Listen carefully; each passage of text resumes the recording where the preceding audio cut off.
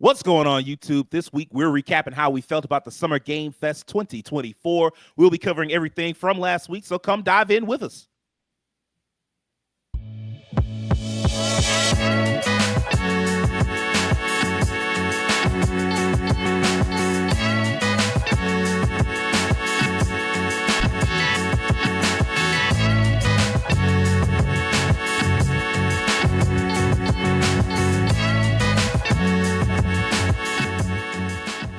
Yo, like I said, we're getting into Summer Game Fest 2024. That's everything we saw, any demo we might have played, and what we thought about it all, and how it sets us up for the remainder of 2024. So let's get the introductions out of the way and let's get into it. What's going on, Devin? Good man. There's a lot of stuff from this last week with the showcases. Xbox came through and just was like, "Hey man, y'all been talking all this garbage, man, talking about this and that," and we came through with arguably, one would say maybe the best showcase. I don't know. But there was a lot of stuff shown off. I actually got to play a few of the games from that they shown off last week. One of them really enjoyed. The other one I enjoyed, a little jank, but actually gonna download some more. So can't wait to try out some more stuff, man. Okay. What's good, Will? Nothing much, man. Just been kind of relaxing. I hadn't really done no demo searching and whatnot because been actually trying out the console Valorant thing. Yeah, I'm just. Okay. Yeah, okay. they actually put the beta out yesterday, and I gotta be honest with you. From playing the games I played, going to that, I'll be real with you. That's a tough change. That's a tough change. It is. It's definitely a tough change. What's going on? What's going on, Rakeem? Hey, what's up, man? Lately I just been kind of knee deep in Destiny, and y'all hear Not that? knee deep. I do. Yeah. Okay. Probably something backing up outside. Make sure it's not a fire alarm. Yeah, been knee deep in Destiny. Everything's been going all right on my end. Just enjoying some games at home. Also, I'm kind of contemplating over the Summer Games Fest my thoughts. Been talking to people about different stuff, my brother and some friends about what they thought about it as well. So really interested in getting to the conversation about it. What's good, Terrence?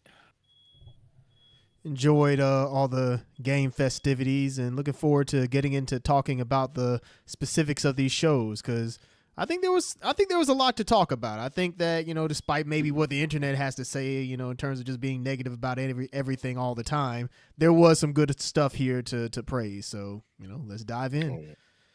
All right, before we dive directly in, I want to go ahead and give out the award for the person that went ahead and got the most rights with the predictions. That's definitely Terrence. Terrence won going away, going by the point scale because he got double points, I believe, for was it not Metal Gear Solid Delta. What was it? Monster in the Wilds. He got double points for that, and then he also just nailed it on a lot of predictions. So he got 5.5 points. Rakeem comes in second place with 2 points. Will in third place with 1 point, and me and Devin tied at fucking nothing. Just embarrassing 0 from both of us. Man, I thought I was gonna have something right. But congrats, Terrence. How do you feel? I kind of like what I said when we made those predictions. I think I just kept it very safe. So, that's ultimately the reason why I won. I am surprised that some of that stuff didn't show up. Like, no new Resident Evil, but at the same time, it feels like Capcom is really focusing on WoWs right now, and maybe some of the games you all mentioned are just later this year. Like, maybe they're saving them for Game Awards, or maybe even just they'll be announced next year. But Jeff does 3 shows. He does this. He does Gamescom, which also has its own opening night live, and that often has. In fact, last year that's where Crimson Desert showed up. I just assumed that they would shake it up this year, but maybe not. Maybe it shows up at Summer Game Fest again, or at Gamescom again, or maybe it just is at its own separate thing. And then, of course, he does have the Game Awards, so maybe some of that stuff shows up there. Yeah, but that was pretty much it from me. Yeah. Yeah, you got, what was it, Metal Gear Solid Delta, that wound up showing up. You got Unknown 9 Awakening, that showed up, and at the Summer Game Fest. Monster Hunter Wilds, you also got Neva, Black Myth Wukong, and Silent Hill 2. Like, literally, everything you did hit. It's incredible. Will, I think with you, it was just, I think you actually picked up all your points off of, the lightning round stuff, which is only worth half a point, but you did get Phantom Blade 0 and you got Dragon Ball Z Sparking 0. So, and then Rakeem, you didn't get Deadlock, but you did get Doom Year 0, and you did get Visions of Mana, and I think that's it. I think so. Yeah, because you predicted Kingdom Hearts 4, which I was like, that's kind of a long shot, but I could have seen it. And Death Stranding 2, which I thought we would see somewhere, but they were like, nah, straight. Yeah, I know, right? I'm not even gonna get into what me and Devin thought was gonna be there. Hell, we what we thought was irrelevant because we both got that 0-0. Yeah, I ain't gonna lie, I'm really surprised nothing Liza P showed up. I am surprised about that. You know, I feel like that's probably Gamescom. Could be. Yeah. If it's like a fall release, then maybe like you have that show up at Gamescom Open Night Live. I would not be surprised. But yeah, let's just go ahead and get into how everybody felt about the showcases. What was your favorite showcase? And if you have like a grade for which ones did you see? Rakeem, what did you see and what did you think? I thought overall most of the showcases were okay. Like Summer Games Fest was okay. I thought it was decent. Not too surprising. He kind of got us into the expectation of what we would see, and we knew kind of going in it wasn't going to be anything to blow your mind, but it was going to be a safe showcase. The one that stuck out to me was the Xbox showcase. I think that one by far had like all the stuff that like drew my attention the most. Specifically, of course, the new Doom game, Doom in this new setting, always his kick-ass presentation. It's one of those games where like if anybody who's a fan of it, if you see more of the same, you're satisfied. It's not a franchise you want to do anything crazy with. You just want to see high octane action, good music, things of that nature. That was like the game I was looking forward to the most coming out, and it did not disappoint. Also that 33 RPG, which I always get the name wrong, so I start calling 33. We do have the what's your favorite games of the show. Oh, okay. But what would you give like the I guess you just saw what Summer Game Fest and Xbox Game Showcase? I saw Ubisoft as well. Okay, what would you give those like grade wise? Oh yeah, Xbox Showcase. I think I gave it 8.5 out of 10. When I saw it, I thought I did a pretty good job. The Ubisoft one, I think I give it about an 8. I think the two projects I wanted to see, Star Wars Outlaws and Assassin's Creed Shadows, did what they were supposed to do. I think the only drawback I have to do, they can't be a super high score. There wasn't a lot of new stuff. There was a lot of stuff that we had already known about, or DLCs for games that they had already had. Which I mean, that makes sense. You have a lot of games as a service projects. You want to support those. X-Defiant. I was actually surprised we get an expansion to Avatar, but I mean, I guess it is a big franchise. You want to have. I think they did sell like an expansion pass, and so they do have to finish it up. I don't know how well that game sold. I think it might have sold better than we think. It's possible, but I mean, on top of that, if you know Ubisoft long enough, you know that Ubisoft always comes through in DLC stuff. They're gonna get that stuff out. I think every game they've had just about has at least 2 to 3 DLCs of some regard. Even like Immortals had 3. So absolutely. Yeah, I think I give that one about an 8. Summer Games Fest, I give about a 7. I thought it was kind of safe. We also saw the Guerrilla Collective. I believe also the Guerrilla Collective. I have a special place in my heart for the Guerrilla Collective because just the idea of like these smaller projects and the fact that they categorize them so you can see all of them at once is so good. Like I didn't appreciate that before when we watched the Guerrilla Collective, but watching this year, I was like, okay, this the horror games. Oh, we get into the RPGs. Yep. Oh, that's what I like. Okay, we get into sports. Okay, I can stop 4X strategy. Okay, I can stop giving a fuck. Yeah, it's a nice pace. You can't really complain because you got your portion. It was good, and the rest you don't care about. It's good. I like the pace of that. The surprise of the Beloved Rapture release, I already told you guys, but like that was a game that like I grew up with, even though it's a small indie project. I know the developers working on that since like I was in high school. When he probably was in high school, if I'm not mistaken. So it was probably pretty cool to see that project finally get released. So yeah, I think I give the Guerrilla Collective about 7.5. The Xbox was the best one for me. And then the regular Summer Games Fest. I think it played it kind of safe. Didn't have a whole lot that kind of wowed me. I thought that was okay, so I'll give it like a 7.5 as well. Okay. Terrence, what about you, man? What showcases did you see, and what would you give them? So the three that I'm going to focus on, I'm also going to toss PlayStation to this mix, but I'm not going to stay long on them just because, I mean, we already talked about them, but I count them in like the whole summer E3, mix. And see, they were close enough. Yeah. So I'll talk about PlayStation Summer Game Fest and Xbox Game Showcase. So PlayStation, just to quickly recap for them, I think that they had their showcase was fine. I mean, pretty much what I said was there was nothing there that was like super wow worthy. And I appreciate them going in a different direction. I know you talked about that, Sage, in terms of them not focusing as much on like your third person action narrative based kind of games, and instead focusing on stuff that's more so like your multiplayer or stuff that just Sony isn't really known for, at least in this generation or even like the past generation. So, them trying something different, I can appreciate that. I just think that the only thing that kind of holds back, well, the biggest thing that just held back the show is that there was nothing like extremely wow worthy. But I also think that Sony is kind of holding themselves back for later this year when they have like their next State of Play or PlayStation Showcase. I think that's when we're going to see like the real stuff that Sony has to offer for, I guess, the end of this year / 2025 or whenever. But overall, that showcase, I give it a 7, like a C+ essentially. Summer Game Fest, I think Summer Game Fest was very solid. I think that Jeff tempered expectations very well. I think that when he said that it was an 8, I'd agree with that. That I think that what he came in with was good, like the games that were shown there, even though there wasn't like a ton of surprises in terms of like new games or it was stuff that we knew about. Some stuff still didn't get release dates, but stuff that we knew about, seeing like more expanded trailers on them, see extra DLC announcements, and also some cool indie games tossed in there as well.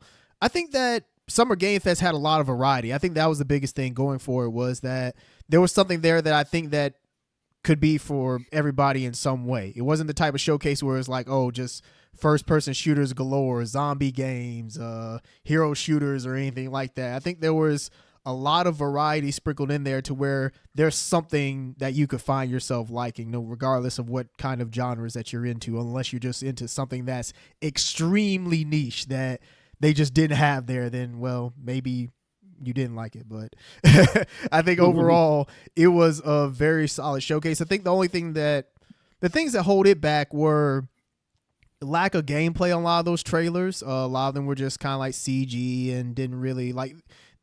They were nice at showing like the concepts of the game and everything and kind of getting you a little bit hyped, but gameplay is always king, when it comes down to it. I mean, there was gameplay at some of those, but it was like it would usually be like maybe a few seconds. Yeah, it's not necessarily like a long gameplay trailer. It would always be like the cinematic would take most of the time up. Yeah, and I think that also comes down to the fact that you only have a certain amount of time at Summer Game Fest. You don't have like 4 or 5 minute demonstration unless you like really, really pay for it. Unless you're like that mobile ad at the end that just came off all of it.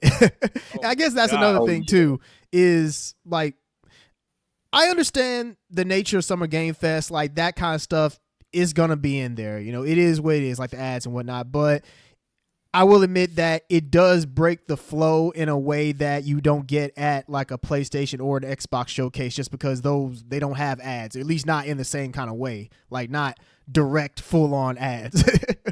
So that's the thing that I'll always hold back Summer Game Fest, unless just like all the announcements are just bangers. So overall, I'd give that one, I give it a solid 8, which is a B.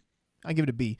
But lastly, Xbox, like Rakeem said, I think that they had, I know they had the best showcase without question. Like, the main thing that separated them from everybody else was they showed those CG trailers, but they also showed gameplay along with it. Like, they showed ideally what you should show at a showcase is, like Like you have your little CG trailer and whatnot to get people hype up, and then you get right into the gameplay and show what the actual game part of the game is going to look like. And yeah, some of those games, it was great to see them. I know we'll get into the games later, but yeah, I really enjoyed Xbox's showcase. And they needed it. Let's be honest. Like Xbox more than any of the other showcases, they needed to prove to us that they're worth still looking at, because with all the news that they've had going on this year, whether it's the layoffs, studio closures, just all the kind of doom and gloom that's been surrounding Xbox, they needed a showcase that. Huh? They were in a bad spot. Yeah, they were in a bad spot. They really needed this to be a home run for them, and I think that it was. I think really the only thing that holds it back is the 2024 games. Some of those still not having release dates. I know we're probably going to get them maybe like Gamescom, or at least I would hope by Gamescom you get release dates, but those not having release dates is like, that's... It's crazy. I saw a release date leak. Really? And then they for Avowed, I think they had a release date of like November 15th, I want to say. And then like it was like on an Xbox Wire post, like their blog site. And it was like they had the release date and people started pointing it out. And then like immediately afterwards, they like edited, took it down. I'm like, oh my God.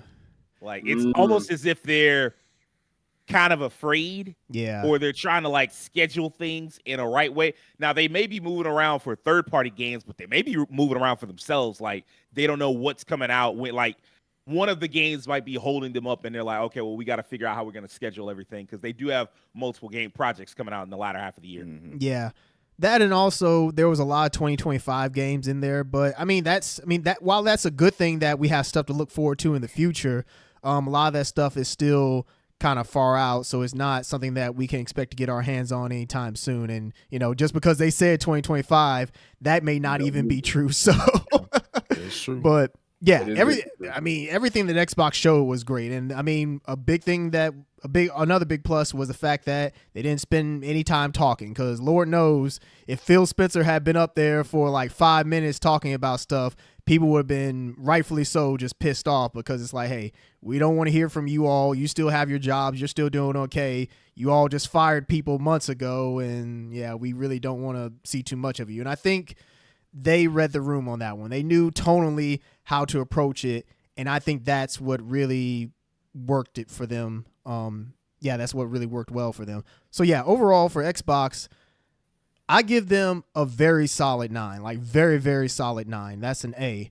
The only things that I would knock off for them are just still the lack of solid release dates for some of the 2024 games, and a lot of the other games being still a ways off, which could be good or bad depending on how you look at it. But yeah, still I'd give that a very solid 9. So out of all the showcases, Xboxes to me, that was the one that was good stuff. Like Xbox, hey, if you can give us a showcase like that, like every once in a while, like you'll be good. I know you're not going to always have showcase like that. That's the thing. I think people like to think that you can always have like 9 out of 10 showcases. Like you're not always going to have hype announcements like that. It is what it is. So Sony's last good showcase was in like 2020, I think. Yeah. So I mean, like, good luck. Like it's hard to compete. Will, what about you, man? What did you watch, and where did you stand with each one of them? Well, aside from us doing Summer Games Fest, I know I wasn't there for the Xbox thing, but I took the time out my day to kind of get like a brief overview of it. I also watched the Guerrilla Collective. That's the one that kind of stuck with me the most out of all of them, and that's not nothing against Xbox, because I think Xbox definitely kind of pulled out some nice punches here and there, and I gotta say, hey, congrats to y'all, because like Terrence said, y'all kind of needed that. But with Guerrilla Collective, I really enjoyed that one a lot. Like I said, I like how they kind of categorize things and put things in order for you, so where you'll know what's coming up, what's here, what to look for. And especially if you've been following something with a Kickstarter or a GoFundMe or something like that. If you've been following something that's with the Guerrilla Collective, then you can be like, okay, this is the kind of game I've been supporting or looking forward to. I like that. So if I had to give Guerrilla Collective anything, I'd give it like a solid 8. I enjoyed it a lot. There was a lot of things in the games. So I sat down with like a notepad open and just started typing out like different games that really caught my eye. And I was like, okay, that looks cool. This is interesting. And I think I looked at a little bit of when you had did like the Wholesome Direct stage. I looked at a good bit of that too when you were doing that. I thought that was a nice one, no doubt about it. But a lot of it was stuff, it's like you said, a little bit of crossover between Guerrilla and that one, so you end up seeing a lot of the same stuff. It's hard to avoid it when there's so many different indie games, because like everybody wants to put out like, oh, we've got 70 plus games, and it's like, all right, maybe just have 30 like Xbox and keep it to like a specific vision, but Yeah, that's the case with those set of games right there. It was perfectly fine. I would definitely give Wholesome like a 7. I would give the Xbox definitely the highest grade for a lot of stuff they put out, because it had a lot of people like kind of buzzing, because I'm in like a bunch of different Discord channels with a lot of gamers and people that love it, and people were definitely buzzing behind the Xbox one because of the stuff that they're putting out from the South of Midnight, the Doom, the Dark Ages. Cause I know I'm in one where there's like a huge Doom fan, and he actually makes like music very inspired by Doom. He actually sits and makes it, and he posts it for us to listen. So I just and the first time you played one, I was like, man, this sounds really Doom 2016. And he's like, yeah, man, I love that game. I'm just like, okay. Yeah, I was like, okay, I get it now. I see the inspiration. Okay, I was like, I see the inspiration. So yeah. Other than that, I think everything so far was solid. I give it to Xbox for like the best one, and Guerrilla is like my second, because now I kind of want to look forward to that next year with Guerrilla Collective. So yeah. Okay, that's a good standing. I think we all mostly gonna be in lockstep. So this time I'm gonna. I don't know why I did this, but I shifted away from the numerical rankings and went to like a grading system this time. So I saw a lot of the different showcases. We'll just go in order. With the Guerrilla Collective, I gave it like a B-. I was fairly disappointed there. I feel like in years past, we didn't get as many pixel art games, and I know that's like the basis for indie titles, but they used to like shake things up a bit more. You'd get an indie title that would have like, graphics on the level of, say, Mixtape, if y'all remember that game at the Xbox showcase. Like, it wouldn't necessarily be like, it'd be like 3D, and like it looks like, okay, we put some effort in as far as like doing like something that looks like it came from this generation. But like this gen, it was like this Guerrilla Collective was just a ton of pixel art stuff that I'm just like, y'all welcome to it. I didn't really feel as much variety as compared to last year, which I really enjoyed. I had actually hyped up the Guerrilla Collective, and then I came into this one and I was like, it's okay, I guess, but it just wasn't as much as I would have wanted it to. I think I walked out with like maybe 2 or 3 games that I really wanted, and then the rest I was like, yeah, I'll keep these. The Wholesome Direct, I give that like a B. Tons of games there, minor overlap between that and the Guerrilla Collective. What I did really enjoy about it was that there were a lot of demos available for people to check out. If you looked at a game, thought it was cool, you could check out that demo like right then and there. That's a really smart strategy for indie games to just like get you, okay, let's go check this out right now. Just because like you may forget about it if you just see it in a trailer for like a minute and a half, but if you get a chance to sit down and engage with the gameplay, engage with the mechanics, that might stick with you a bit better. So I like that. What I don't love about them is that little end sizzle reel they do. It was just too many games at once. Like, because they also advertised, they were like, oh, we've got 70 plus games to show off. And I'm like, that's cool. But like, you put 30 of them or more into that end sizzle reel. They let that song loop for about 3 or 4 times. They were just like, hey, we've got more games. We've got more games. We've got more games. And it's like, who is that really benefiting? Like, I know Sony and Xbox, they mastered the sizzle reel back in the E3 era, where they would show you like, okay, here's like 8 to 12 games back to back in like 3 minutes. Okay, cool. That's a few games, and then like maybe 1 will stick out, maybe 2 will stick out, and 2 out of 12 or 2 out of 8, that's not bad. When it's 30 fucking games, it's like, no way. I was struggling. Like I would have to go back and rewatch that trailer because I was trying to write the names down as they went along. And like just as I was writing the names down for one game, the next game would come up. It's like, man, come on, man, you gotta give me more than this. The Future Game Show, I'm gonna give that a C+. Weakest Future Game Show in a while. I'll admit I did live stream pretty much every showcase except like 1 or 2, but like I live streamed like I think 5 or 6 of them. And this one, like, because it was like spaced apart from the Wholesome Direct, and I really didn't get a ton of sleep, I'd stayed up the whole way, so I was like sleepy at that point. But I didn't see much to wake me up either, so that's not really a good thing. I did see a couple of games I was like that. I was like giving it up at the last 15 minutes of that thing. I was like really in and out of consciousness. I did like, what was it? I think it's called Eric Sholm. It was like a little strategy game set in like the early 1900s. I thought that was cool. Nico Derico, that was really cool. One thing I noticed, the overlap was starting to become more common by that point. And at that point, I'm like, man, I've seen some of these games twice, 3 times. Like, it's not great. Summer Game Fest. Give that a B. Jeff's showcase gets a bad rap a lot of times. I think the problem with Jeff's show is that he'll show you the industry as it is, not as you want it to be. And so what you wind up doing is you get a lot of updates to existing games. You get DLC. You get new games from studios you've never heard of, and you get indie games. And the problem is he presents it all like it's AAA new premieres from major studios, and people get pissed. But like Terrence said, he had a nice mix of games. There was something a part of every genre. And I mean, like, some people just have unrealistic expectations.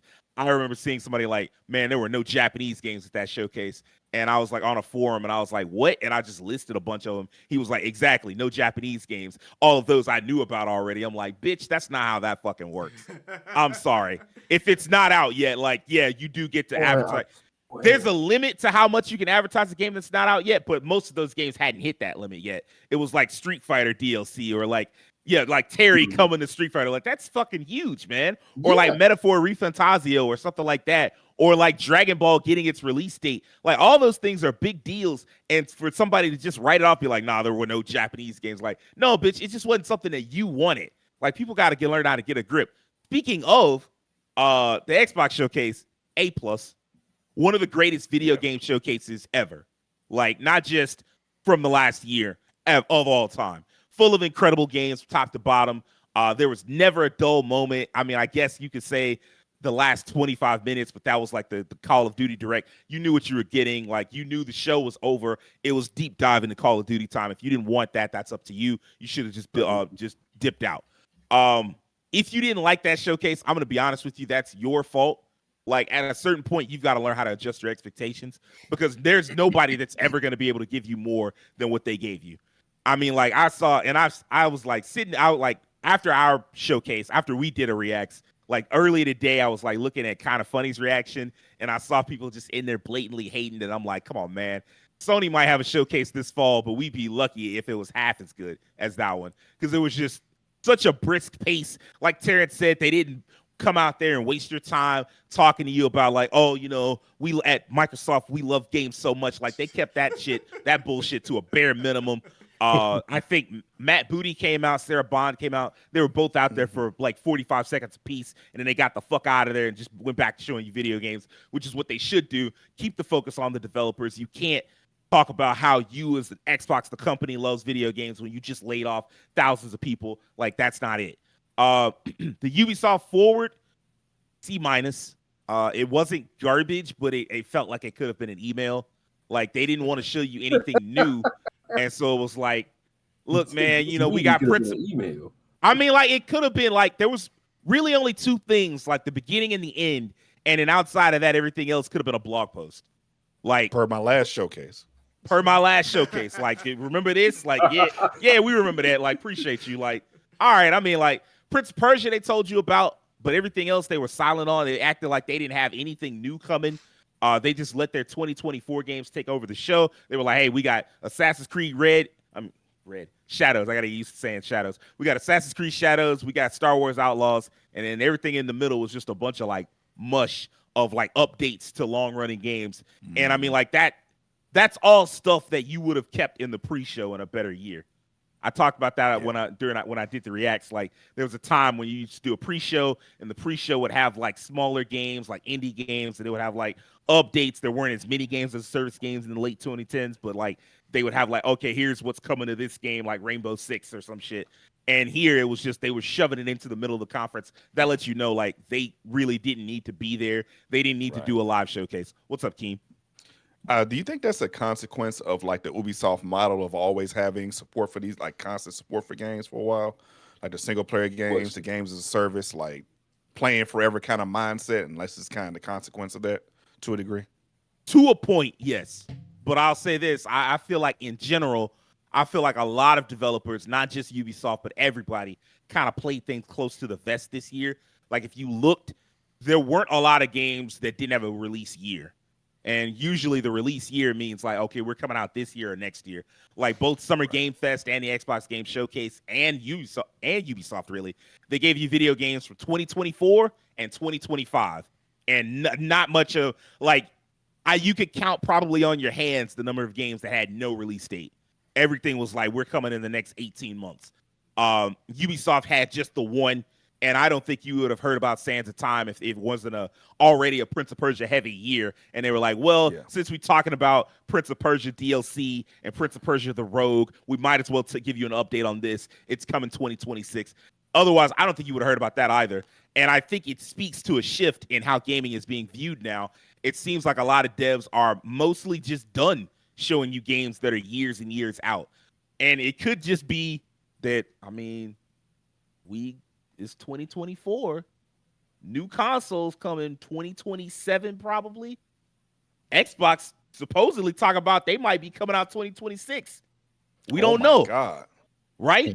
And so it's I mean, like if you're running into that next gen thing, like you can't talk too much about, because like what's the point in showing me a game and you haven't even shown me the console that it's gonna be on? So like a lot of this shit, you probably gonna see a lot more of that in the near future. Of course, every developer has games that they showed us in years past, but they aren't showing us any new games like that, except like Blade. I think Blade last year, that's years off. That could potentially be like an Xbox Next type project, but other than that, nothing. So, Devin, what'd you watch, and how do you feel about what you saw? I watched a good bit of the showcases. I'm gonna start with Ubisoft. I agree with Sage. I'm gonna give it like a D+ though, because XDefiant is garbage. They showed Prince of Persia deals. They gotta fix the game. If they don't fix the issues with the game, it's gonna be dead in the water, and it's gonna be their fault. You shouldn't have killed Hyperscape anyway. So Assassin's Creed Shadows was dope. It was nice seeing the gameplay with that. The little section where they had where you play as the ninja, the assassin, that was pretty cool. Seeing more how she plays, utilizing the darkness and stuff like that, the assassination takedowns, really cool. All the different stuff she can do. That was pretty cool. Yeah, that was really cool. So that was dope to see. That actually has me a little more hyped for Assassin's Creed Shadows. Battle Core was pretty interesting. The marbles. Yeah, that was pretty interesting. Kind of like what I saw on that one. I know somebody mentioned the game before I actually saw it. It was, and they was like, "Oh, this game kind of reminds me of a Knockout City, except for you are the ball." And I went back and looked at the showcase, like, "Oh, this is the game they were talking about." So that looked pretty cool. Some, new IP, a new multiplayer thing. Maybe it could be fun, maybe not. And as much as this has me excited and also disappointed because they just showed a freaking candle and it's like, whoopee, I saw a candle that reversed.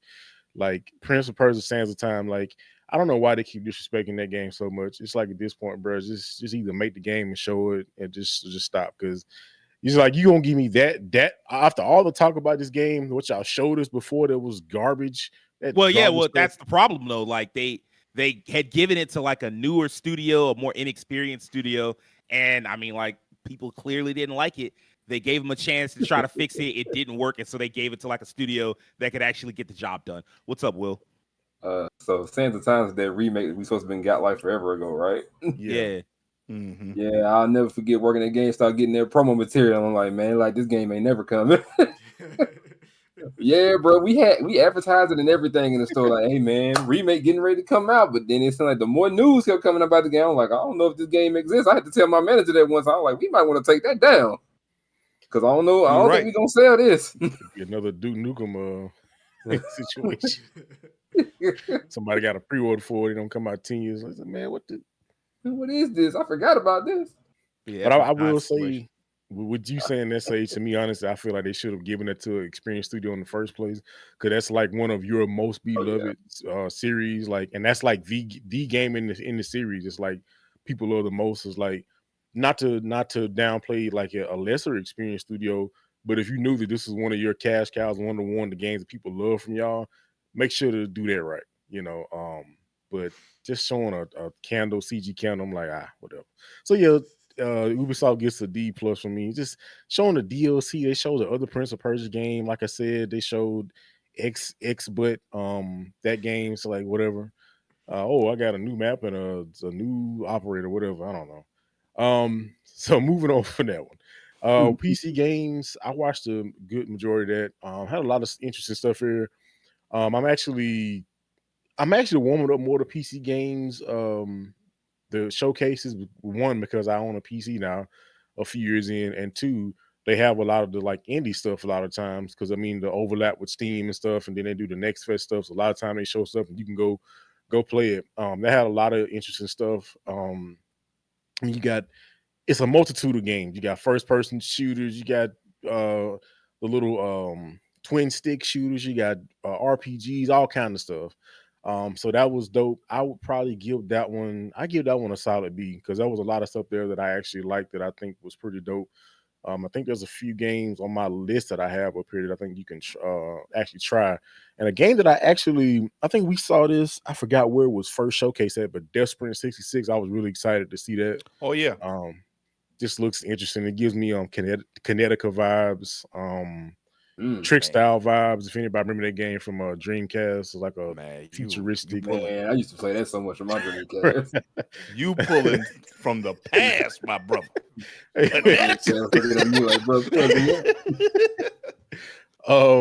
So yeah, I would give the PC games showcase, give that one a B. Let's see, another one I want to mention. Actually, Future Games Showcase, they had a few games that was pretty interesting to me. Sort of the Necromancer, Once Human, No One Wants to Die. They had a few things there that were, I haven't seen much else of them, but just from what they showed me, I'm like, this looks like something that I would be interested in. So I would give that one like a 7.5. And now the one that everybody, of course, has been, talking about the most. I saw others, but this, out of the stuff that I put like markers on, I put the most out of this one besides the PC game showcase is Xbox. I mean, Xbox came through and did what they were supposed to do. Again, I agree with Terrence and Will. They had to, because of the stuff that was surrounding them earlier. I mean, they bought all these studios, and at one point it seemed like, what are y'all doing with these studios? Like, what are y'all doing? Y'all just throwing around money and they making no good games. So they were like, hey, good games it's coming. Most of them were 2025, and like Terrence said, they could have an asterisk by it. You never know. Scalebound. It really bothered me, like the 2025 thing. Like we're halfway through 2024, and like they kind of told us what 2024 was going to look like at the top of the year with the developer direct. And so like now I was really more curious, like, okay, well, what do you got coming in 2025? Like the problem I get into is when you start showing me shit beyond the following year, I'm like, all right, I don't believe you. But like 2025, that just looked like, okay, we got a strong lineup for the next year. Actually, you know what? Ubisoft gets a D- because Prince of Persia was 2026, I believe. So yeah, that takes another point off. A candle for 2026. Man, you just might as well shown nothing. Just, my gosh. Anyway, Xbox, just phenomenal. A lot of dope stuff. Definitely, it was a lot of different games from these showcases that I could say was some of my favorites, but I think Xbox had my favorite games. They just were just hitting on all cylinders. One thing that they did better than most other showcases, like the PC Gamer Showcase, it wasn't too bad, but like the whole thing where they do like this scripted like talk between the two hosts, it's cool and all, but Xbox just came in and showed game. They had a little bit with Phil Spencer, Sarah Bond, Matt Booty came out, but they were just out there for a very small amount of time. Game. So when you got so many games to show it, and when you got a lot of good stuff, that's what you should do. Just show games. Terrence mentioned the part about like showing CG, but then showing gameplay. I'm a big advocate of like, show me, at least make me think I'm looking at some gameplay. Because even sometimes when they show you gameplay, that could be subject, But I've seen so much stuff over the years of gaming. They show you a CG trailer, and it's like, this is indicative of actual gameplay or something, and it's like, no, it ain't. Hell, sometimes they can show you actual gameplay and it's still a lie. Yeah, shout out exactly. Cyberpunk. Exactly. Cyberpunk showed you 45 minutes of gameplay, and then you got it, and he was like, This ain't what This ain't y'all what I showed saw. me. Man. So I like I said, it seems like Xbox is kind of they're going for the juggler. Like I said, if all these games come out within the time frame of nothing really gets delayed, I mean we're in for a pretty good like era of Xbox games. I think I gave it a 9 when we did reaction to it, and that's still what I'm gonna give it. It was a 9, a really solid show. Like I said, there was a lot of games there. Sometimes some stuff that I was like, oh, didn't expect this to be here. Especially Perfect Dark. I know that game has been dark for a while, and it's like, well, I guess we're just never gonna hear about it. And it's like, oh no, we got it. We working on it. Here it is. So, they just came out of left field with a lot of stuff. Avowed was, put me to sleep a little bit, but it is what it is. That's not really my cup of tea, but overall 9. I would talk about the Summer's Game Fest, but I only have a few games that I marked from those, so I don't have as much as the other one. But those are probably 3 that I think like really intrigue me the most. So that's what I'll give for those. Well, besides Ubisoft. All right. So let's just go ahead and get a little deeper into it and talk about some of the games from the showcases y'all are looking forward to the most. Terrence, why don't you start us off? Give us about 3 to 5 games that you really like. Okay, I'm hyped for these. Sure. First one is going to be Astrobot. Like that one looked a lot better than I think anybody thought it was going to be. Like that was the best game in my opinion. That was the best game that Sony showed that state of play. It looks incredibly polished, like all the references to different PlayStation titles. Shout outs to Bloodborne. That's the only reference you're going to get from Sony for quite some time. But anyway, Astrobot. I think that game is going to be incredibly solid when it comes out in September. And yeah, I think this game is going to catch a lot of people by surprise with its quality. Catch people off guard with its quality, excuse me. Mm-hmm. Devin just mentioned this. Perfect Dark. Wow. Like that showing up, the fact that it showed up and it wasn't just a CG trailer, it was an actual game. I was like, whoa. I remember watching it live. I got to see most of the showcase before I had to go, but I remember seeing that and I was like, wow, like what a turn of events. Because I thought that game was, I remember them talking about how the rumors were that the development was looking very rocky. The fact that they had brought in Crystal Dynamics to help with development, I honestly thought that game would probably get canceled or it would just be a ways off, but lo and behold, it showed up and it looked very impressive. And not only that, but it's much more of an immersive sim and one that's more, it feels like it's more focused on like the spy side of the Perfect Dark world. Because I mean, Perfect Dark is supposed to be, Joanna Dark, she's essentially supposed to be female James Bond. And so them kind of showing more of like the spy stuff, I think that's really cool. So I'm very looking forward to seeing how that game turns out. Like who knows? It could be one of those scripted trailers where that's the only gameplay they have. And they'll have the rest of the game finish it all. But here's hoping. South of Midnight. Now that's a game when it was first announced, I was like, yeah, sign me up. But then they showed the gameplay and I was like, yeah, even more so sign me up now. Like the fact that animation wise, like graphically and animation wise, that game is wow. It's incredible because graphically it doesn't look like anything else. Like it's almost like I know other people say this, but I'll say this too. It's pretty much like Into the Spider-Verse, except as an actual game. From the way that it animates to the way that it looks.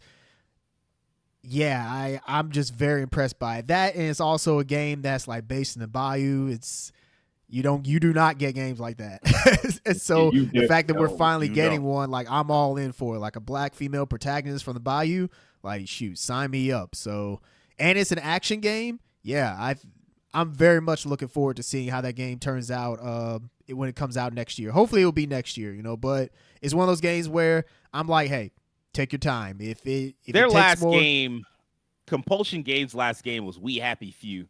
That was like 2018. So like by now they should be about they should be about ready next year. They should be about ready. Okay. I actually didn't realize that they did that's the same I didn't know that either. I hope it doesn't have the same level of disappointment. Then I'll put it that way. Yeah. I feel like We Happy Few had like varying reactions. Like some people liked what it Some was people going loved for. it. Other people, they like looked at it from a gameplay level. Was like, I don't know about this. But I mean, like maybe with Xbox's, extra budget, it might have helped. Yeah, I hope so too. I only, we can only hope for the best. And yeah, I want that game to succeed. It's kind of like, you know what? I'm not going to do that because I feel like that'll jinx it. I was going to say it's kind of like Forspoken, where it's like I wanted it to succeed. I don't want to toss it on it. So I'll just say I want it to be great. I'll put it that way. Next game, Expedition 33. I know all of us are probably going to talk about that. That was one hell of a surprise. Like, man. Oh, I know you all are going to dive deeper into it, so I'm not going to say too much, but I'll just say that a game that looks that good and is turn-based, sign me up. I'm ready. In terms of like announcements, like these are games, but they're either games that already are out or they're games that, they just kind of showed as like a mini showcase. You'll understand what I mean by that last statement when I get to it. But man, that season 2 reveal for Street Fighter 6, man, that was so incredibly hype. Seeing like essentially CVS 3 being brought back from the dead, like, man, like the CVS series, like just seeing that being brought back from the dead like that. Because, I mean, that's pretty much what that is hinting at, is the fact that Capcom and SNK are willing to work together again. And the fact that, Terry and Mai are showing up in Street Fighter 6, we're probably going to get a Street Fighter character that shows up in the new Garo game. So I can only imagine that CVS 3 is probably guaranteed. But, yeah, that was an incredibly hype reveal. And lastly, What if it's Dan? Didn't we mention that? Actually, I think Max may have mentioned that. Oh, okay, yeah. That'd be pretty cool. I said that. And also the whole thing with, speaking of the crossover with that, KOF apparently has a special character DLC coming up soon. So I wonder what that's about. So okay, well, we'll see. Lastly, one that I think a lot of people are sleeping on is the Blumhouse Games announcement. I think that one was actually really dope. Not just the fact that they're getting, also that they're getting into the game space, but also the fact that they show multiple games of like, they showed a lot of variety there. Like they're all, horror based in their own way, but they're all different kinds of horror, different styles of gameplay, different types of games. Like, I thought that was a very dope way of announcing your way into the industry like that, and then them coming on stage, and I feel like they said all the right things, like, to me. So I thought that announcement was really cool. And I know that, not everybody's into horror, but I think that, having a studio like Blumhouse that's known for, their movies, coming into the gaming space and kind of showing off a variety of games like that, I think that was pretty dope. So yeah, I think that announcement is one that's worth including. So yeah, that's all from me. Astrobot, Perfect Dark, South of Midnight, Expedition 33, Season 2 Street Fighter 6, and the Blumhouse Games announcements. I do think it's interesting because like that was like one of your most hype things. It was also one of Max's most hype things. And I feel like a lot of people kind of look down on the Summer Game Fest for having a lot of DLC type announcements. But again, that's why I said, like, these people don't understand that this is the gaming world we live in now. And it's sometimes one of the biggest announcements that you're going to see is a game that you already care about, and they're just adding more support to it. And like, I don't think there's anything wrong with that. I think that that's just something we're just going to have to get used to as a gaming audience, at least like the older ones of us, because I feel like some of the younger fans already understand that. Will, what about you, man? What games did you look forward to the most? Give us your top 3 or your top 5. Okay, then. So I'll go ahead and go with a quick 5. But I know for a fact, after seeing what South of Midnight goes on, I am highly looking forward to that. Simply because of the setting, but I'm sure the story is gonna be based in the stories and tales of the Bayou, things like that. I want to see that just be on a console or a PC, and I'll be looking forward to playing that. That's something that has my attention, and I can't wait for it to come out. I'm just gonna pray for the best for it and hope it does well going forward. I'm also with Terrence on this one with the Street Fighter 6 Season 2 stuff. I hadn't played Street Fighter 6 in a minute. I'll admit that. It's been a minute since I sat down and played it and got my combos right. got my Kimberly back in order. But yeah, that right there was a very great announcement coming from Capcom. Even though I got spoiled on it because I got tagged about it, and I was just like, damn, I didn't want to see it, but after seeing it all come to fruition through that, and then somebody pointing out like the little details with the bison thing and the hat and the chair, and when I seen all that little stuff like that, it made me even more interested now because, like Terrence said, that means Capcom and SNK now have a better working relationship now, which means there's definitely something on the horizon. What we don't know, there could be a CVS 3. There could be something coming up major between those two soon, and I hope it happens. I really do. That means we kind of running on. We got them good friendships back in order. Another game of mine, I'm gonna throw out one that it was kind of unexpected because I was thinking that maybe this might have been a later part of the year game, but this might just be a Capcom being in a bag thing, and that's Kunitsugami. I'm looking forward to that because I love the way it looks. I think I kind of get an idea of how the gameplay is going to be, and seeing that that's coming out like next month, like literally like kind of like next month, like a couple of days from now, next month is going to be out, and I'm hoping it plays well. I mean, I hadn't watched like Max's video on it because apparently he got hands on, you know what I'm saying, and he talked about it for a little bit, but I didn't watch his video. But apparently he. In his thumbnail, he actually has like the cover art of the game, but it's attached to like a PS2 cover. Yeah. And I'm just like, so you telling me we kind of sliding back in time? We bringing back some of that type of creativity from Capcom? I think that's essentially what he was saying. Yeah, that it feels like a PS2 era game, which he was like, it's pretty dope. You know that they have that level of creativity. They're willing to experiment in a time like now. Okay, good. I want everybody to start doing it. Experiment. Get out of this straight lane of these big cinematic movie games. I'm tired of that. Just do experiment. And roguelike Souls-likes. Roguelike Souls-likes. Get in the kitchen and get the cooking. Throw in something random and help me understand what's going on. Like whip up something great. Another one, because I'm pretty sure that I may have probably halfway stepped on Keem's toes, because me and him are both looking forward to this. Sacrifice. I want to see that. I'm so ready for that. That looks great. That looks awesome. It has the HD 2D style that I like, especially from games like the Lava Live remake, the Octopaths, and the upcoming Dragon Quest, which I'm thinking that may be a full trilogy. I'm not sure, but hey, we'll see. We'll get there when we get there on that. I'm ready for Sacrifice to get here. And last but not least, another major game that I'm kind of looking forward to because I got the whole list sitting right here in front of me.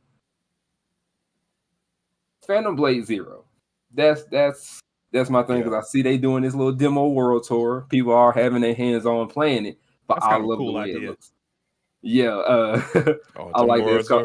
Yeah, the demo world tour they're gonna have in different shows in different places where it'll appear of like over the next few months, where people can sit down and play it in certain events. And I thought that was really dope to get everybody into it. I'm ready for it. It looks awesome. The action looks fluid. I'm seeing now that the gameplay don't like it's a lie, and it looked like that, and it plays like that. I don't know, man. I'm gonna have to throw my wallet at you because if you doing this, I'll be playing that. You got my money. I'll take it.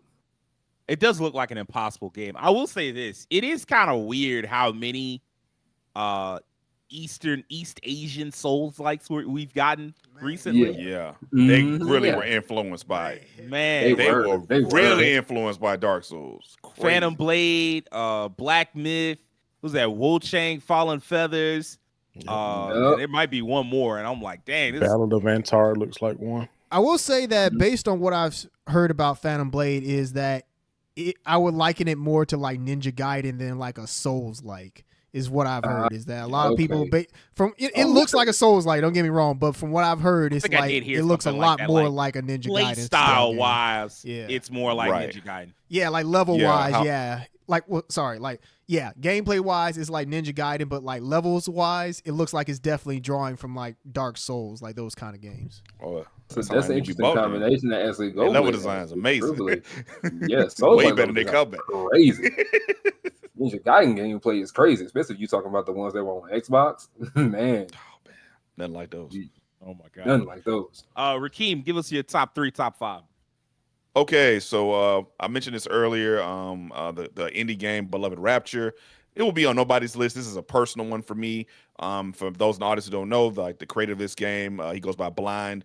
He's been developing this game in some form back in the old days of like the RPG Maker game forums on PC.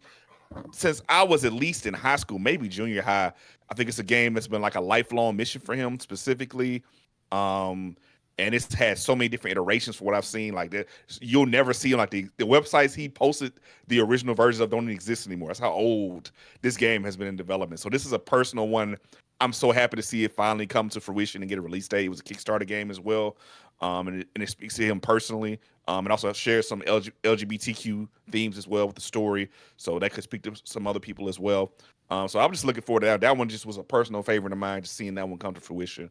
I'm happy to see that. Other ones gameplay wise, of course, Doom. Oh my God, anything Doom since Doom 2016. You know, I didn't grow up on a PC guy, so I didn't play the old Doom games, which were like revolutionary, you know, crazy. I mean, I was a little boy when those came out, like a real small child. So I never got a chance to play those. But when I got to play Doom 2016, I really loved that direction they have. And then when Doom Eternal came out, I kind of got to see like that vision come to fruition with like really masterful level design and gameplay mechanics. Like it let me understand how important it is when developers really want to teach you mechanics through gameplay itself and show you how to do that and like how masterful that combination can be. So just looking forward to more of that and see how that expands in that world and the music, the vibe of this. Nothing like Doom. It has its own kind of vibe to it. It sticks out. It's kind of like an old school game surrounded in a new school sheen, but still has the heart of the old school game. So I'm looking forward to that as well. I have to talk about Dragon Age. That was the game I think I have been waiting on for like forever. And me and Sage have been talking about this game for years. We're like, hey, what's it gonna look like? When it was still Dreadwolf, we thought it was gonna be Dreadwolf, now it's Veilguard. When it didn't even have a name. When it didn't have a name, when they were just showing screenshots, because you know Bioware loves the whole show one screenshot, don't talk about it for 2 years thing. I don't know why they do that, but they always do that. Just seeing that in fruition. A lot of my friends, Sage, my best friend Robert, some other friends, diehard Dragon Age fans. We've been hunting for information for this. So just seeing the game in fruition, I think first of all, visually it looks really good. Very stark kind of. People complain it was too cartoony. I don't see it. Not really. It was. I mean, the last one was kind of cartoony. So I mean, I don't. Yeah. You know. So someone brought up a good point. Was that a lot of people seem to be complaining they only played Origins. Yeah, they didn't play anything else. That's been my problem too. I've been noticing that like a lot of people keep bringing up Origins, and I'm like, Origins came out in 2009. That was 15 years ago. So and they didn't play 2. I mean, I understand 2 supposedly wasn't really well received. Inquisition won Game of the Year though, so like I don't. Did. And people were like, "Oh, it was a weak year." I don't care. It won Game of the Year, like whatever year it came out and won. It's like Celtics. They win. They about to win the championship. They had a soft path. So what? Sometimes you just win that year. The Inquisition won that year. You just got to take it. And so like I don't want to hear like don't tell me, "Oh, it's not like Dragon Age Origins." Yeah, but like that's game 1. This game 4. There were 2 games in the middle. If you ain't play them, shut up. Yeah. I don't know what's going on with that. But anyway, on my side, game looks solid. It is taking a new direction in some elements for the combat system and how you deal with your companions. Some of it's similar to how Mass Effect worked with the ability wheel and directing people that way. That's going to take some getting used to because I think people who play Dragon Age kind of used to having control of every party member. But for the most part, and for what I've seen from the Q&As and the ideas they have for like the ability system and how the game's going to work, I think it's going to be fine. I'm willing to give it a try. I'm definitely happy to see it's still around and in development, and I hope it does well because I want to see Mass Effect as well. If this don't do well, we might never see Mass Effect again. So hopefully it does well. For my next game, Assassin's Creed Shadows, easy. Definitely was waiting on to see the next iteration of Assassin's Creed. Me and a lot of people, and I think Sage included, weren't really feeling Valhalla. Valhalla was the one, I think when they brought in a new era of Origins, where they kind of rebooted Assassin's Creed and took a new direction, a more RPG direction. For the most part, it was pretty freaking well received, and people seemed to like it. And for me, when it got to Valhalla, it was like, yo, something went out. Something they tweaked the formula too much. They put too much peanut butter in the Reese's peanut butter cup, and now the flavor's all messed up. That was the one where I felt like something was going off the rails. It seemed like it's going back in a good direction with this one. For one thing, likable protagonists, an interesting world, new mechanics to the stealth. That it seemed like they kind of honed back in on the action. I kind of didn't like the action in Valhalla. Something was off about it to me. It was like kind of floaty. It was kind of off. It didn't feel as tight as it did in Origins and in Odyssey. So it looked like this looks more a good action battle system. So I think the battle system looks good too. I think I would like the dual protagonist thing. Because, before we had to choose between one or the other, and now we get to play both. So that's kind of cool. I think I like that direction. So Assassin's Creed Shadows, I think that's one I'm also happy about. I did have one more game, but I wanted to make sure this was actually at one of the showcases. There was a game I saw called Abyss X Zero, which was like I know what you're talking about. It was like a Metroidvania kind of in the vein of a PS1 game. I saw a trailer for this, but I wanted to make sure it was at a showcase, because I may have seen it separately around the same time. It was at a showcase. Yeah. Okay. Yeah. The Latin American Game Showcase, so that counts. I mean, okay, cool. Yeah, that counts. Yeah. That studio made a game called, I believe, Unsighted, which is like this cool action Metroidvania with a black female protagonist. It's tight combat, really cool counter system, and like fast pace, very similar to a Hyperlight Zero. That's a Hyperlight Zero. Yeah, very similar to that kind of. The original game, Drifter. Why did I say Zero? See, I'm missing the names. Hyperlight Drifter, very similar to that. This game is like it's not 16-bit like the last game. This is like going to this new direction that I see a lot of games going, PS1 N64 style. Yeah. And it's a Metroidvania, but instead of it being sideways, it's 3D. So it's fully 3D. It has a really tight, cool battle system, female protagonist. It's a tight-looking game. If you have not seen this game, check out the trailer for Abyss X Zero. I was very excited to see that. That was one that kind of stood out to me. I was like, yo, this is cool as hell. So that was one of the ones that stuck out to me. So I think I'm going to choose those 5. Sacrifice was another one you mentioned, Will, but I just want to see more gameplay from that. So like they're going in the direction with the battle system, kind of like Valkyrie Profile 2, which is cool.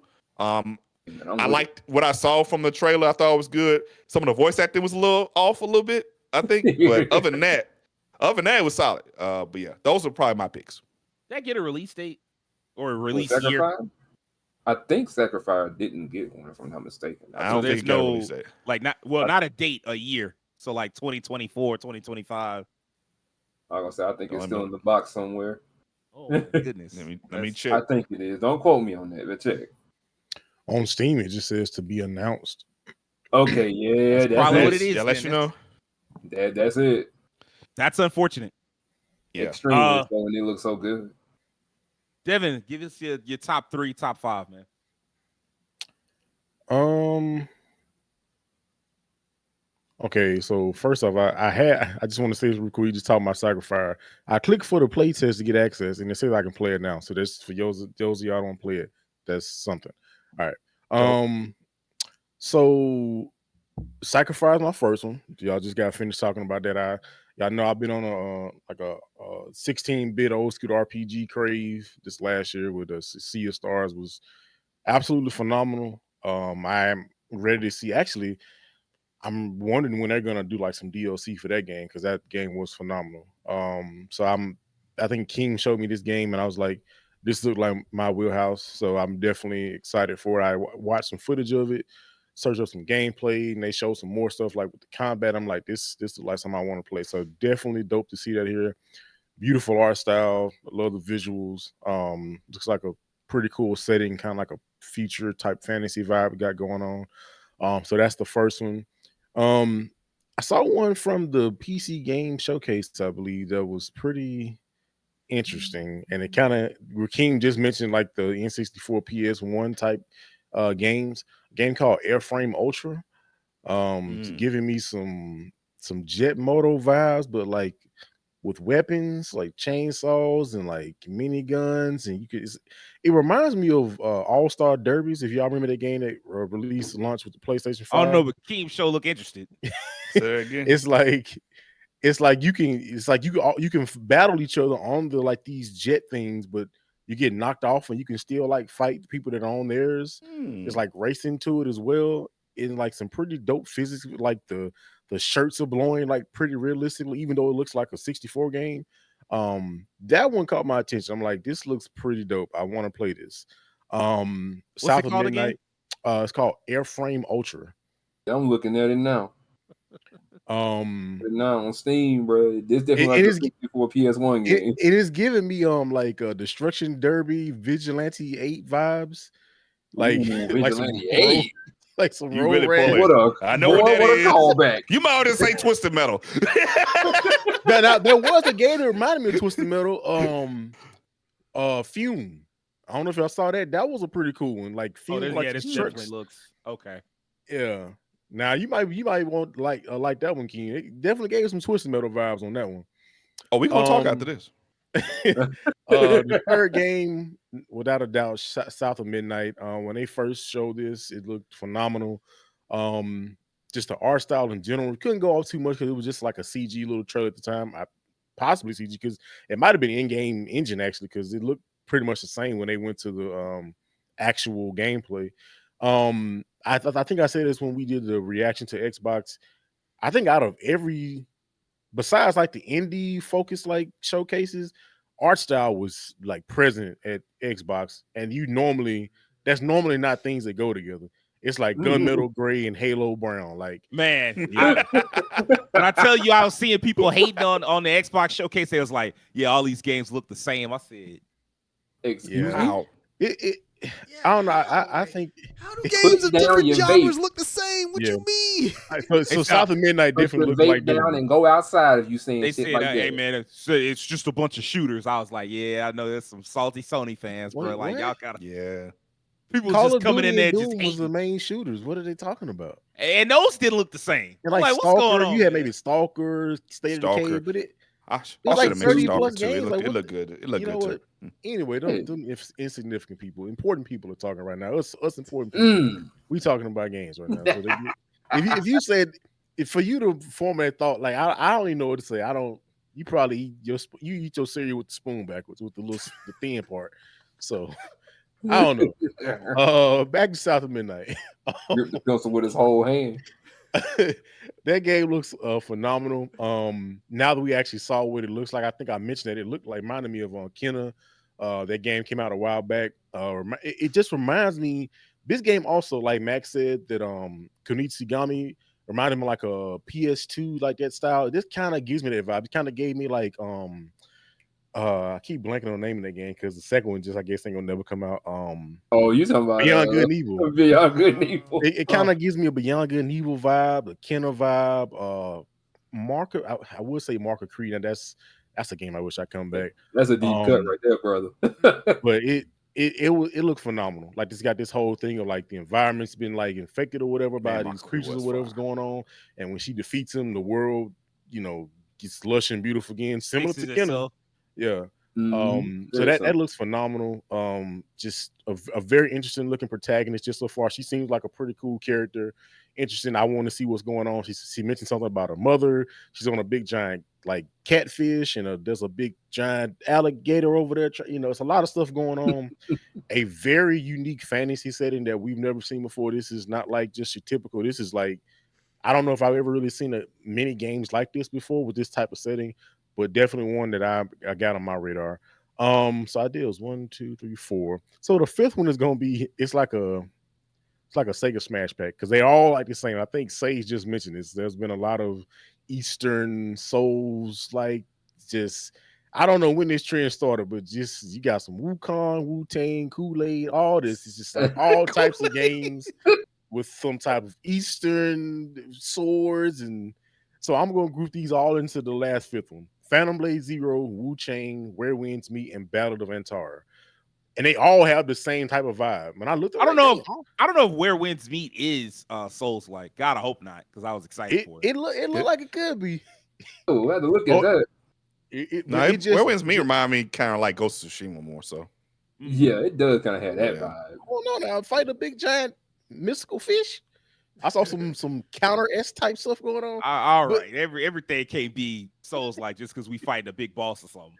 I'm just saying, like the way it looks about? structured, it didn't look You like know what? Ghost of Tsushima to me. You know what's messed up? Might be thinking about Rise of the Ronin. Continue.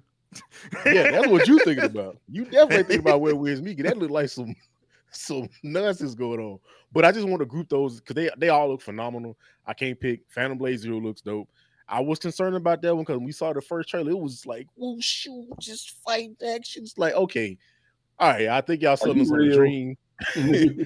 But I think they did good to actually like, hey, let's let people play the game. The game, it didn't from what I've seen, it didn't look as crazy as that first initial trailer, but it still looks pretty close and in actual working form, and it looks fire. Again, Wu-Chang is a new IP that's coming out. It looks very similar, same vein, sword, Eastern demons fighting, looks Souls like. Battle of Antar, same thing. It's almost like them games, like the same people making these games. Like it's just some studios like Eastern Soul like incorporated. Like I don't know. But yeah, those are my five with that little last one as a group.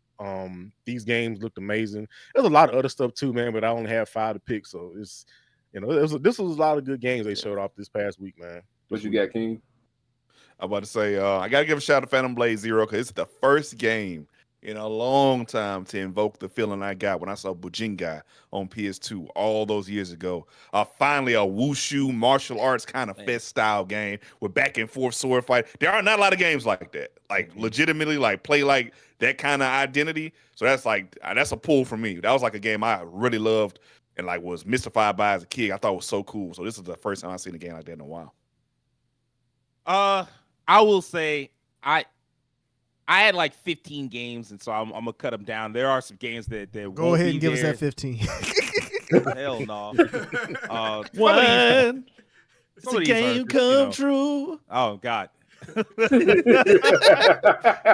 The first one is Unknown 9 Awakening. Like that game does look a lot of fun. Like it looks like Supernatural Uncharted, kind of like a globe-trotting game where you do have these powers. You're using these powers to like, I guess, protect the world from like some nonsense. They're not as clear on the story.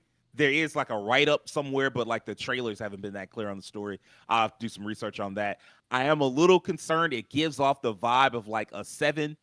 But if it's an enjoyable 7, I'll be fine with that. Like, it just depends on how much they're charging for it and like, what are the flaws that lead it to being a 7. As long as the combat isn't too off, like, that's really been the thing when I look at it. I'm like, man, the combat looks kind of questionable. But, like, other than that, it does look like a good time. I do like the protagonist. And just the fact that, like, there aren't enough globe-trotting adventure games anymore. So, like, I'm happy to see something like that make a return. Secondly is Dragon Age Veilguard. Like Keem said, yeah, that was one of the games I've been looking forward to the most. I have no idea what people are complaining about. I like the first trailer. I don't know what people thought with that first trailer. Did they think that cornball ass music was gonna be playing throughout the whole fucking video game? Like, no, bitch. It was just like a little introduction trailer to give you a sense of who the characters are. So, like Dragon Age fans, like, get that Guardians of the Galaxy out, but I mean, I will admit, as someone from the outside looking in, it did give off those vibes. So I can understand why people felt that way. That's why I think it helps to also show gameplay alongside that kind of stuff, because I feel like that would have shot that down instantly had they done at least a little bit of gameplay. Man, I beg of people to watch more movies than the ones that came out in the last decade. Like, do people like, because people kept saying Guardians. I'm like, Guardians is not the first, like, slapstick, well, not slapstick, but like slapdash group of misfits that were shoved together for like a single purpose. They're not the first group to do that in any movie. Like, what are we talking about? Like, every heist movie ever has had some kind of vibe to that extent. And like the whole, as far as the characters go, like, yeah, I mean, like, they just introduced the characters in like a certain way. It is interesting how trailers now have a language to them. Yeah. In that, like, you'll watch a trailer and you're like, oh, I know what genre this trailer is. And then, like, for people to, because, like, Terrence brought it up, and I did see people say this, like, that it looked like a hero shooter. Yeah. And it's like, I guess kind of, but, like, that's one of those, like, you made that assumption based on the language of the trailers that we've come to understand, but they never said that. They said it was RPG. And then when you saw the gameplay, it's like, yep, looks like Dragon Age. And it looks like the music was, I think the music for me was a bad choice. I think the music is probably what made people think that guard, because it was like a real, like, not upbeat. like, yeah, I was like, this don't really fit like Dragon Age to me, but I guess. I mean, I didn't really. To me, it wasn't no Guardians Galaxy, but I think the music and the way they did the trailer with the introduction and that like hey, that poppy music, I'm like, all right, this don't really match. But Hey man, all I thought about when I watched the trailer was like, okay, just show me who the characters are, and they did that. They showed me who the characters are. They gave you an idea of their personalities, and I was like, that's all I need. And then because I knew I was gonna get gameplay a couple of days later, and we did, and the gameplay looked pretty much like Inquisition, but like with 10 years of development time and like more. Instead they got rid of the open world. That's really what it looked like, but like it reminded me of Inquisition just in the way that it looked. I'm super excited to get into that game. Fable looked like a lot of fun. I was skeptical on it last year. I believe they showed it last year. I was skeptical on it. I was like, I don't know. Like, you're not giving me any gameplay. Like, what is this game?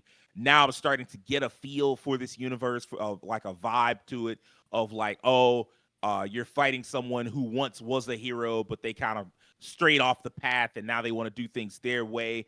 And like the thing about being a hero is when you're the chosen one or when you're a chosen one, you're given more power than the average person. And so if you chose to abuse it, you certainly could. And so like the protagonist is like, all right, I'm gonna knock this bullshit off. Like this gotta stop. Like I'm the new hero and I'm not gonna make those mistakes. I like that. I like the vibe. And then I love the fact that they actually had a release date because I feel like Playground was created, well, not created, but like the team that was doing Fable was created back when I was in college and like mid-college too. So like 2013. It's been a long time that they've been working on this game, and I'm glad to see it's finally coming to fruition. Looking forward to it. Life is Strange Double Exposure, that was a nice little surprise. I really loved Life is Strange True Colors when it came out 3 years ago, and I figured it was about time to see it. But what I didn't think is that it would be coming out so soon. That was the real pleasant surprise. I've never played Life is Strange 1, so like I know a lot of people are losing their shit over the fact that Max Caulfield from the first game, she's making her reappearance. I know there's a lot of talk about, the Bay versus Bay ending and all that shit. And I'm like, I don't know, and I don't care about any of it. I'm not going back to that game. Old game is old. I'm just gonna look forward to Double Exposure. Everything I saw the first 18 minutes, like they put, well, not the first, but like it seems like the first 18 minutes. There may be some stuff in between, but like it looked like everything you needed to do to get you up to the hook of the game. Explaining like, okay, this is what the murder mystery is. I'm looking forward to that, seeing how that turns out. Along the same lines, we'll shove these two together. Mixtape looked like a lot of fun. Yeah, Mixtape was dope. Yeah. From the creators of The Artful Escape. The Artful Escape was a beautiful game, very music inspired and like very character focused and shit. I got into some of those games in 2021, and I haven't had one along those lines in a long time. So if that's what we're coming back to, I'm excited for it. Glad that they actually put a date, like a firm date on that. They know when it's coming out. I'm looking forward to that. So there are some games that haven't been mentioned a lot. Well, South of Midnight was mentioned a lot. That was, of course, on my list. Expedition 33 is high up on my list. I wasn't going to put it on this top 5, but I do want to give it a special shout out because only 2 of us brought it up. Well, me and somebody else brought it up. And I so can't like believe I forgot that. Right? I didn't talk about it much because I thought you all would talk about it more. I literally had it under Expedition on the South of Midnight, and I guess I just skipped it. It was on my list too, but I was going long. Yeah, it was on mine too. I'm buying it regardless. I knew we was all hyped for it, but I did want to give it a special shout out. Number 5 on my list, because like I said, it's 15 games. I'm just going to short it down to 5. Of course, Assassin's Creed Shadows and Star Wars Outlaws. Those are 2 of the games I'm most excited for. Have been excited for them since like last year.